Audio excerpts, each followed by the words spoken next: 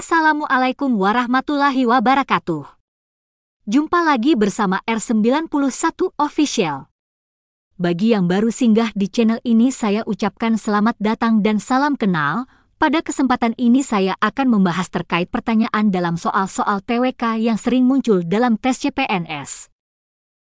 Soal-soal yang akan saya bahas ini dapat dijadikan tambahan pengetahuan sahabat terhadap soal TWK. Berhubung di dalam tahun 2024 ini, pemerintah telah mengumumkan akan membuka rekrutmen ASN yakni CPNS dan P3K. Kuota dalam rekrutmen ASN tahun 2024 sangat banyak untuk penempatan di instansi atau lembaga vertikal dan penempatan pemerintah daerah.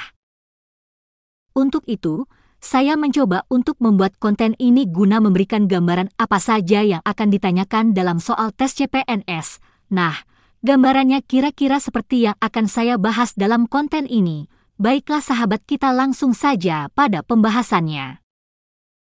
TWK merupakan singkatan dari tes wawasan kebangsaan, di mana TWK ini merupakan bagian dari soal-soal tes CPNS. Materi tes wawasan kebangsaan ini meliputi nasionalisme, integritas, bela negara, pilar negara, dan bahasa negara. Beberapa pertanyaan dalam soal-soal tes TWK yang sering muncul dalam tes CPNS adalah sebagai berikut. 1. Proses pembentukan Undang-Undang Dasar 1945. Undang-Undang Dasar 1945 terdiri dari 37 pasal. Undang-Undang Dasar 1945 ini sudah diamandemen sebanyak 4 kali.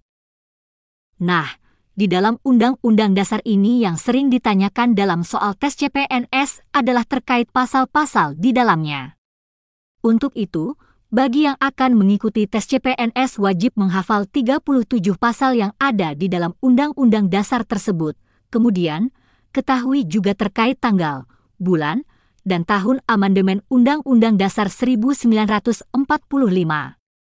Misalnya amandemen ke-1 dilakukan pada tanggal, bulan, dan tahun berapa. Amandemen kedua dilakukan pada tanggal, bulan, dan tahun berapa. Amandemen ketiga dilakukan pada tanggal, bulan, dan tahun berapa. Dan amandemen keempat dilakukan pada tanggal, bulan, dan tahun berapa. Proses amandemen UUD ini sering muncul dalam soal tes CPNS. 2. Pancasila. Pancasila ini sering menjadi pertanyaan dalam soal tes CPNS terkait perumusannya. Misalnya siapa yang merumus hingga terbentuknya Pancasila sebagai dasar negara. Kemudian bagaimana proses perumusannya, kemudian dari mana awalnya Pancasila, dan bagaimana cara pengamalannya. Dan dalam soal tes CPNS paling sering juga ditanyakan terkait butir-butir Pancasila. Nah, butir-butir Pancasila sebanyak 45. Nah, 45 butir Pancasila ini wajib sahabat hafal.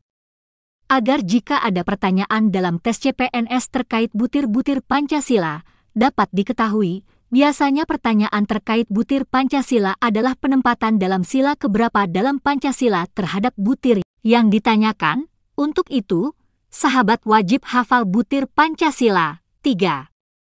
Sejarah kemerdekaan. Di dalam soal-soal tes CPNS sering muncul pertanyaan terkait sejarah kemerdekaan Indonesia. Adapun pertanyaan yang sering muncul mengenai sejarah kemerdekaan Indonesia adalah sebagai berikut.